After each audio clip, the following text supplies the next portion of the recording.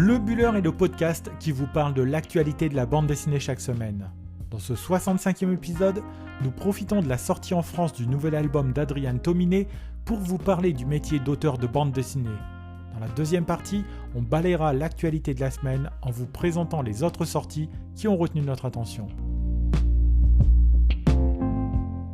La solitude du marathonien de la bande dessinée, voilà le titre du nouvel album d'Adrian Tomine, auteur qui nous vient des États-Unis et installé à New York depuis quelques années.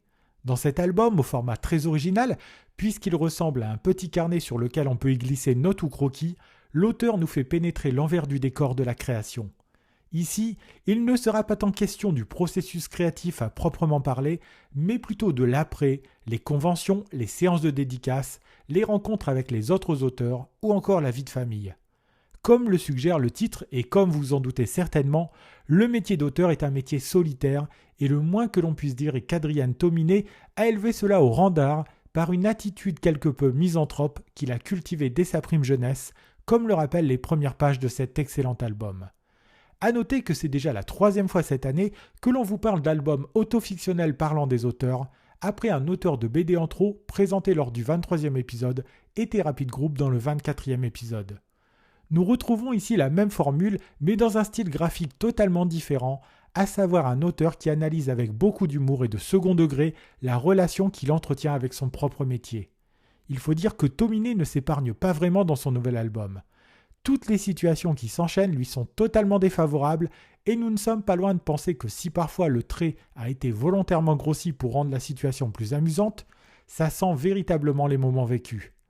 Dès son arrivée au collège de Fresno en 1982, le jeune Adrian est à part des autres camarades, passionné qu'il est par la bande dessinée et la culture comics en général. Avec le temps, le fossé ne cessera de se creuser entre lui et ses contemporains, comme le montrent plusieurs histoires, à commencer par celle où il rencontre dans un café une journaliste venue pour l'interviewer. De ses relations avec les autres auteurs du monde de la bande dessinée, dont il aimerait être l'un des leurs, à sa rencontre avec sa future femme, tout nous suggère un Tomine maladroit et emprunté qui ne possède pas tous les codes sociaux. La seule petite faiblesse de cet album vient peut-être d'ailleurs de ce systématisme qui pourrait nous faire passer le héros pour un être asocial et totalement en décalage. Heureusement, nous accédons aussi aux pensées de l'auteur et l'on comprend assez rapidement que c'est par excès de timidité, par peur ou par envie de bien faire qu'il fait preuve d'autant de maladresse. Adrian Tomine est aussi un artiste qui vit dans l'ombre d'un autre auteur autrement plus réputé et qui est mieux installé dans le monde du comics américain, Daniel Clowes. Dans plusieurs des petites tranches de vie qu'il nous propose, plane au-dessus de son travail la figure tutélaire d'un Clowes avec qui il est souvent comparé à son désavantage. Pourtant, Tomine n'est pas un inconnu dans le monde du 9e art puisqu'on lui doit déjà de très nombreux bons albums dont on ne peut que recommander chaudement la lecture, comme Les Intrus ou encore Blonde Platine. Ce quadragénaire, originaire de Sacramento, a déjà vu plusieurs de ses ouvrages retenus dans des sélections officielles pour des festivals de bande dessinée, comme ce fut le cas pour Les Intrus, sélectionnés à Angoulême. Ce sont les éditions Cornelius qui éditent La solitude du marathonien de la bande dessinée, et le moins que l'on puisse dire est qu'ils ont apporté un soin particulier à cette édition. On aime beaucoup le petit format carnet qui sert parfaitement bien le propos et qui donne un petit côté littéraire à cet objet, en plus de permettre de le transporter facilement. Ce livre se présente aussi comme un carnet intime d'un auteur qui semble vouloir tourner une page sur une vie d'artiste et de père qu'il analyse ici au scalpel et versant dans l'autoflagellation.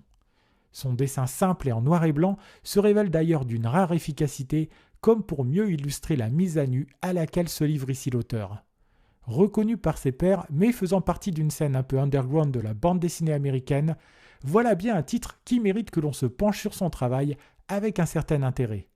La solitude du marathonien de la bande dessinée n'est pas le genre album que l'on retrouvera dans le top 10 des ventes cette semaine, par contre, il devrait se retrouver sur la table de chevet ou dans les poches de tous ceux qui ont envie de lire quelque chose de différent, nous faisant pénétrer le petit monde de la création.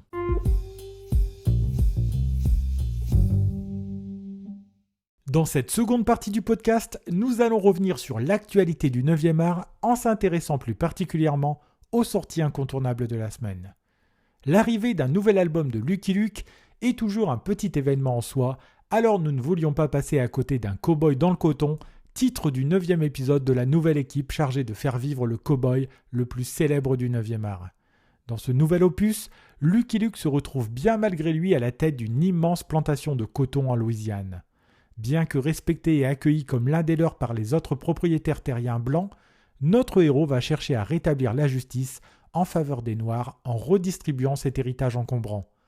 Il est donc question de justice, de lutte contre le racisme et les préjugés et de se débarrasser, comme toujours, des fameux Dalton. Une 9e livraison bien dans l'air du temps que l'on doit à une équipe solidement ancrée maintenant, composée de Jules pour le scénario et HD pour le dessin. Disponible en librairie depuis la fin de semaine dernière, nous devons ce nouvel épisode aux éditions d'Argo. M'explique pas la vie mec fait partie de ces titres féministes dont nous vous parlions ici il y a 2 semaines, que l'on doit aux éditions Marabout et à la collection Marabule. Dans cet album qui voit s'enchaîner les scénettes humoristiques, il est question de la voix des femmes, souvent confisquée par le patriarcat qui reproduit les mêmes attitudes de génération en génération. Avec beaucoup de simplicité, sont expliqués ici des concepts comme le mansplaining ou le manspreading, et le tout est fortement intéressant en plus d'être décalé. Voilà une lecture à mettre entre toutes les mains, qu'elle soit féminine et masculine, que l'on doit à un duo de femmes, Rokhaya Diallo pour le scénario et Blachette pour le dessin. La série Les Profs a fêté dignement cet été ses 20 ans d'existence et cette longévité repose sur quelques albums agréables à lire et des blagues devenues cultes avec le temps. En plus d'un album anniversaire sorti en juin dernier, cette semaine est sorti Les Profs refont l'histoire, un album qui permet de se replonger dans le passé et de revisiter les grandes figures historiques de manière totalement décalée. Si cet album est scénarisé par Erock et dessiné par Pika, le même jour est sorti le tome 23, sobrement intitulé L'heure de cool, avec le même Erock en compagnie de Stille au scénario et Simon Léturgie au dessin. Double dose de prof donc cette semaine, de quoi rigoler un peu en ces temps plutôt compliqués pour les enseignants. Comme toujours, c'est aux éditions Bambou que l'on doit cette série qui a ses nombreux adeptes depuis le tout début. Changeons totalement d'univers et tournons-nous vers la méditation en compagnie de Joël Khaled qui signe un album beau et intéressant intitulé Quelques pas vers l'infini. Dans cet ouvrage, il y parle non seulement de sa pratique de la méditation et de ce que ça lui apporte, mais il rencontre aussi d'autres professionnels comme un enseignant ou un psychiatre qui l'utilisent au quotidien. Balayant le sujet le plus largement possible, il essaye d'en expliquer les bienfaits, surtout dans notre société, mais nous met aussi en garde contre ses dérives. Album pour le mois original et ne manquant pas d'intérêt, il est édité chez Les Arènes BD et il est déjà disponible en librairie.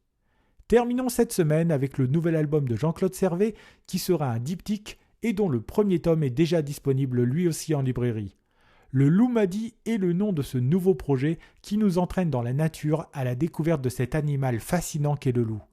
Du paléolithique jusqu'à notre époque plus contemporaine, Servet nous raconte la relation qu'entretient l'homme avec cet animal que l'on craint autant qu'on le vénère. Véritable ode à la nature avec un dessin sublime, la sensibilité sauvage de Jean-Claude Servet fait encore ici des merveilles dans une série éditée chez Dupuis dans la collection Air Libre. Voilà, nous en avons terminé avec ce 65e épisode du Buller. Si vous souhaitez découvrir des images de la bande dessinée La solitude du marathonien de la bande dessinée, ou si vous voulez nous laisser des remarques et des commentaires, n'hésitez pas à passer sur nos réseaux sociaux, puisque nous sommes disponibles sur Instagram sur l'adresse lebuller.podcast et sur Twitter @lebuller1. Si vous avez aimé cet épisode, n'hésitez pas non plus à le partager autour de vous et à nous laisser une bonne note sur les plateformes de podcast. Il me reste à vous souhaiter de bons moments de lecture et je vous dis à la semaine prochaine pour un 66e épisode de votre podcast sur l'actualité de la bande dessinée.